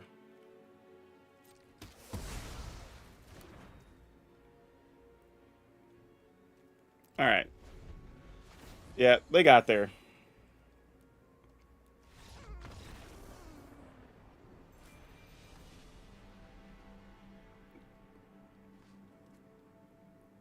Man, we didn't draw any threats that game, really. We drew 3 creatures, and that was it. So sad. But can't do much about it, right? If they just have the cards, they have the cards. We get to play the Lord of Getting Fat.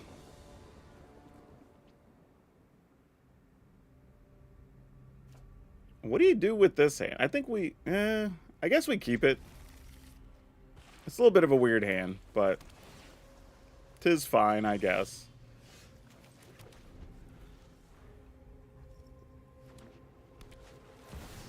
Oh, Enigma Jewel. We're already wrecked. I don't even know what's happening. And I'm like, yeah, that's probably bad. Like, Enigma Jewel only shows up when there's shenanigans. Like, we need to find something to destroy that. Alright, they discarded another Enigma Jewel. Fair enough. Yeah, we're just gonna go here. Deck, I would like to draw things that are fun and productive, though. You know what I mean? No counters? No removal? What's the case here? Alright, let's see what happens. Nothing? That must mean board sweeper incoming, right? No? Nothing? Man, do you ever feel like you're just getting set up? Because that's what this feels like.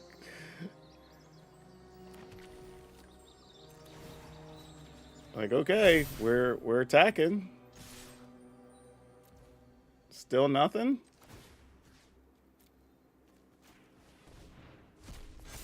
Alright, that's 8. In the turn?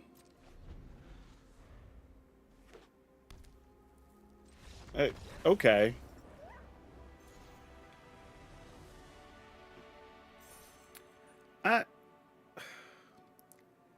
What even happened here? Like, what hand do you keep where you have all your mana? I'm assuming that hand had at least 3 mana in it. You have an Enigma Jewel, you have 1 removal, and then can't do anything else? Like, I mean, don't get me wrong. Like, this is why I tell people, you can get away with a lot of stuff on the ladder because this kind of weird stuff happens. Like, but I don't... You know what I mean? It just doesn't feel good. Because I'm like, what hand did you keep where, like... Yeah, I don't know. I'm just like... It's weird. It's weird. I don't know. I got no explanation for what just happened.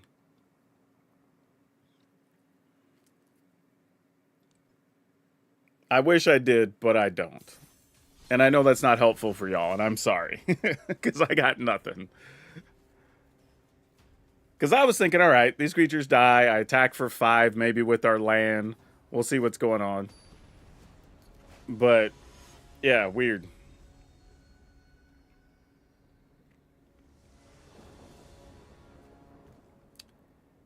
Oh boy. All right, let's try. Because sometimes that's all you can do.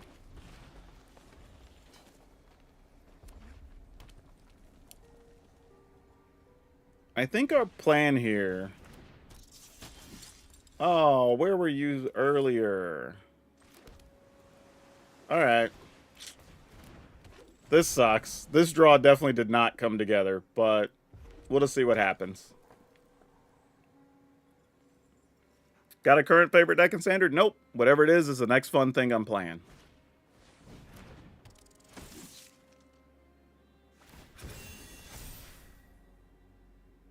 Okay. I mean, if we get an untapped green land... I mean, am I supposed to just block here? I feel like I am. Oh, okay. Well, we didn't get any land anyway. I was thinking maybe there's some weird things that could happen, but yeah, we don't even have land to play Magic. Like, no point. Like, once we have nothing there, it's just like, what are we going to do?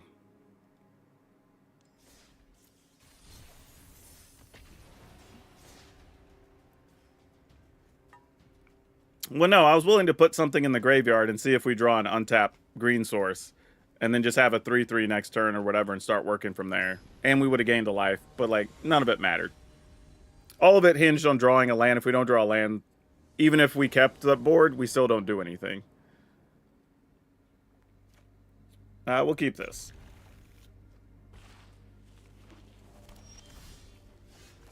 Okay. Well, we're going to send you to your death, little buddy. The good thing, though, that happens here is usually they either kill the elf or do something productive. And if they kill the elf, you're just kind of like, all right, you killed the thing, right? They also put a creature in the graveyard for us with the Scavenging Ooze, so that's nice. What happens here, though? Overlord. Well, that's going to be a bit of a problem.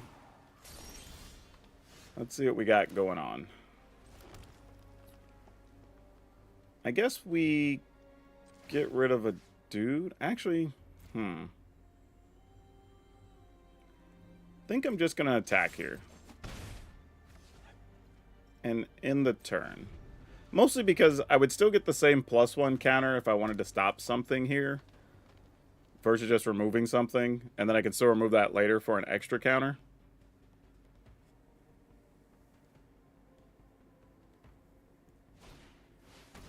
Glissa. Alright.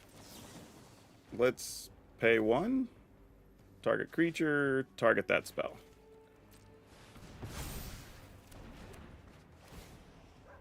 Alright. Well, that kind of worked. Question now, though, is do I just want to play Innkeeper's Talent and level up? Or do... Nah, we'll probably play a Creeper here. I mean, I'm going to play the Innkeeper's Talent, but I'm going to go Innkeeper Creeper, I think is the plan. So we go Innkeeper, Creeper, +1 here, and attack. Alright, we'll see if this matters.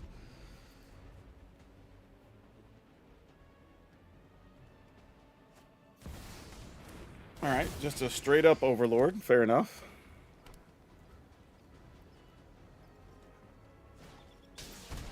They get our other Innkeeper's Talent, which does matter, because we were tempted to play that there. That doesn't suck, though. Alright, so we can remove that. And that. And I don't think you're willing to sweep the board here. So I'm going to put a counter on Hall Creeper.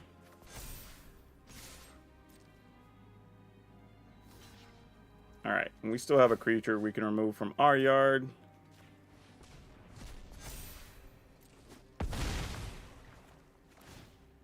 And I'm going to go ahead and take a card here, especially since I can protect the creeper if necessary. In the turn.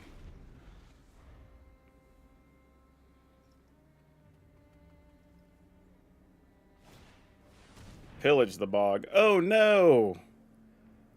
That's bad news. Maybe they'll just go get a creature kill spell here, though. They're probably getting a sweeper, but maybe it's a creature kill spell.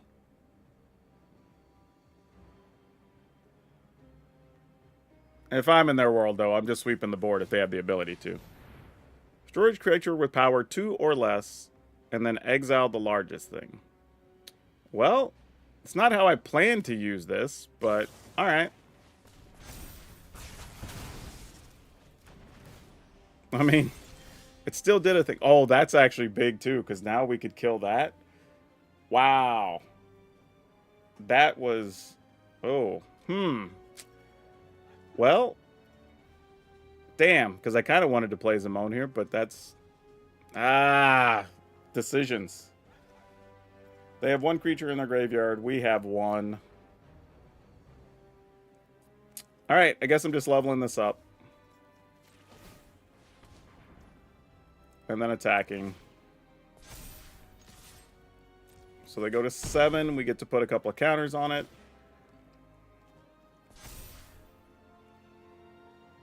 We just end the turn, right? Because if their play is just tap the land and attack. Oh, we wouldn't have... Oh, we would have lethal with Zimone. So yeah, we just have to get that before they attack. Oh, we'd have lethal anyway, because this puts an extra +1.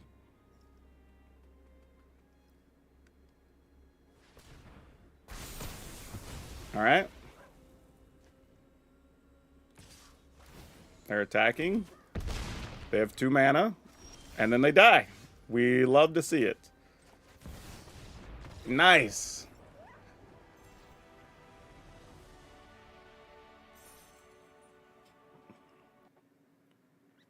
I mean... I don't know, man.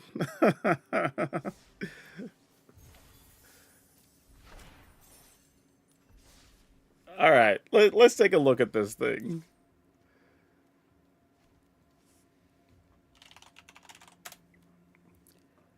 So I think in the end we won like two more games than we lost. I think is the final tally. So it actually is still it's actually playable, surprisingly.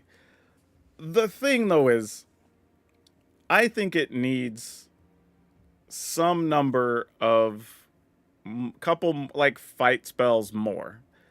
And I don't know what that is. Like I mean, except for Coma, we can pull Coma because as our games have played out, we haven't even just needed it, as it turns out. So maybe we just play another Archdruid's Charm, right? Something like that. But ultimately, I do think we need. Oh, we didn't draw the Sylvan Scavenging. Maybe that's the thing. So there's an argument to be made for another something. I don't know what yet. Some number of the Snakeskin Veils should be Flood Maws. I would not change the Snakeskin Veils for that. Like if we want to add the Flood Maws or whatever, sure, but I'm not taking out the snake. We literally won games only because they were Snakeskin Veils. Like we can't change that. Like 100% won games just because they were Snakeskin Veils.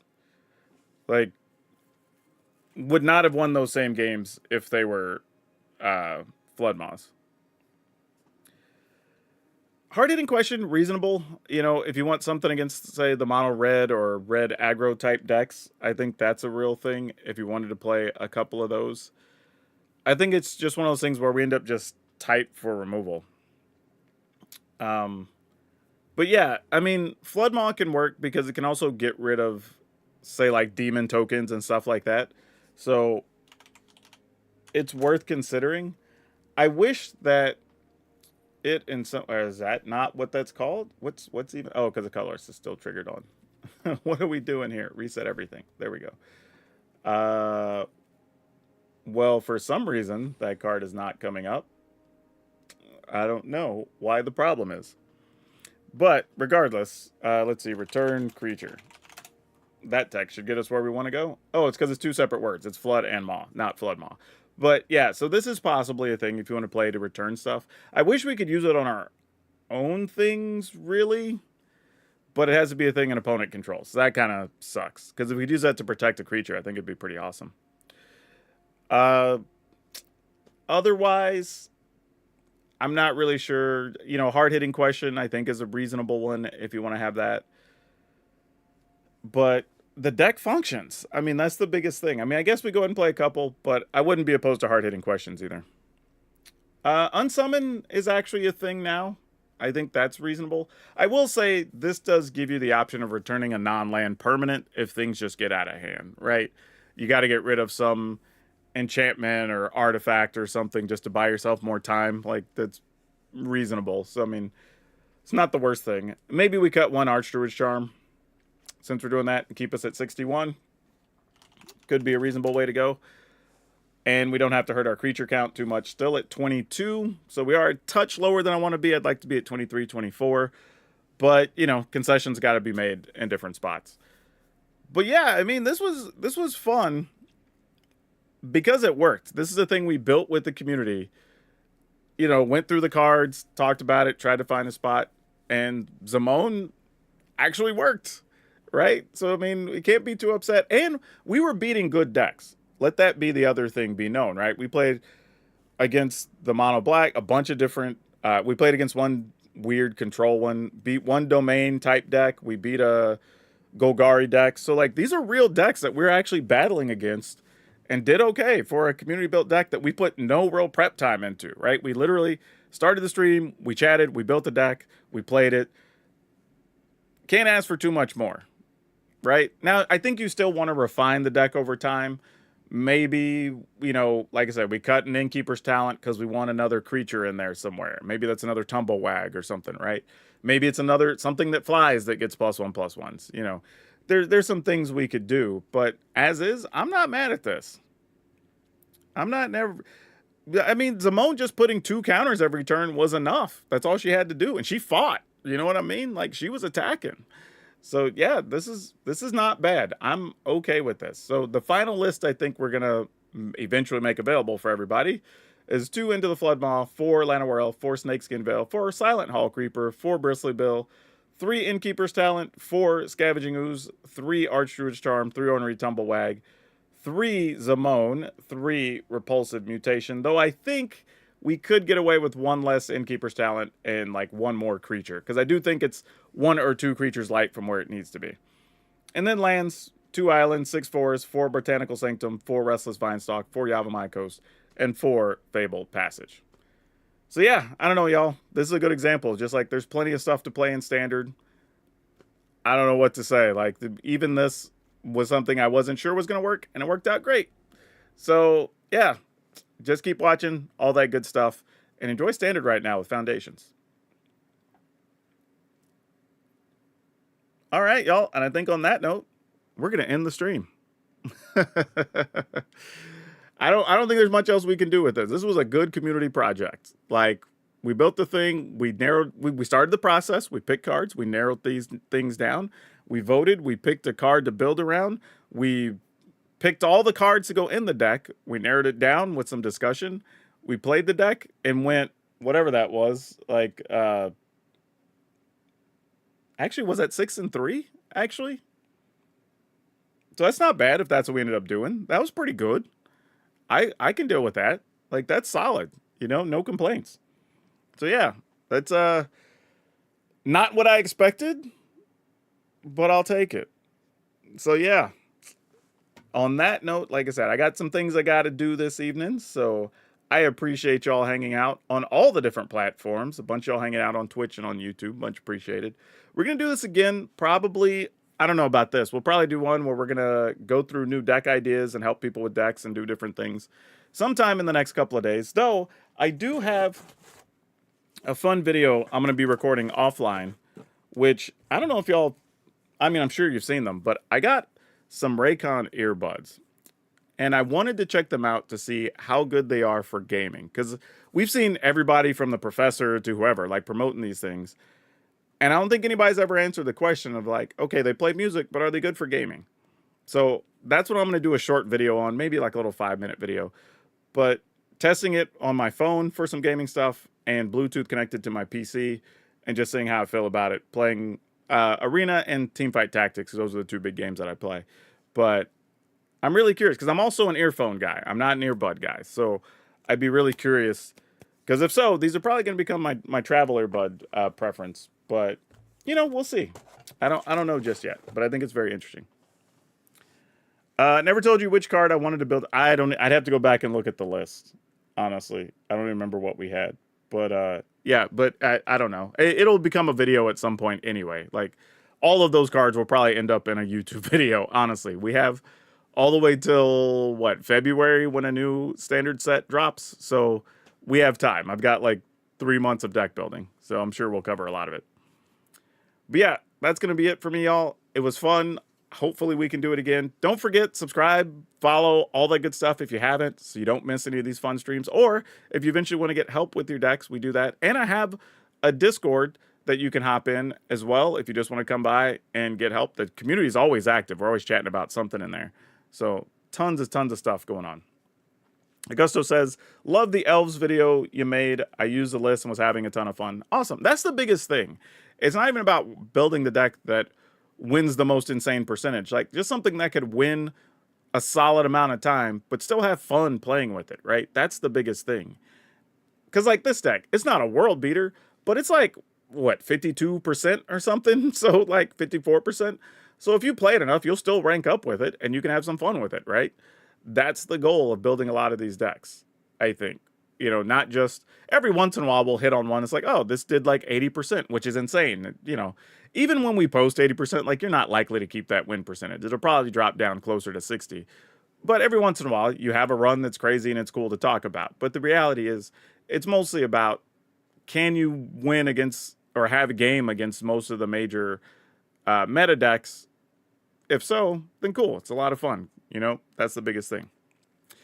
But all right, y'all, I got to get out of here. Thanks for hanging out. Really appreciate you. Wherever you're watching, good morning, good afternoon, good evening, good night, because I know some of y'all are all over the world. Don't forget, if you're on YouTube, we have merchandise as well. So if you want to check that out, buy a shirt, get some stickers, a mug, whatever, support your boy. I really appreciate it. Also, if you want to post your list, go post them over on Moxfield, or if you're looking at buying cards, check out Tales of Adventure. They are toamagic.com. You can use code DRAGON, DRAGN, and it'll save you 5% on literally everything you buy on the website. So you just, whatever you get, you put it in your cart, and then boom, you save 5%. All that really helps support the channel too, so you get to save some money and get some cool stuff for yourself. But that's it. Remember to be awesome. Most importantly, be awesome to each other.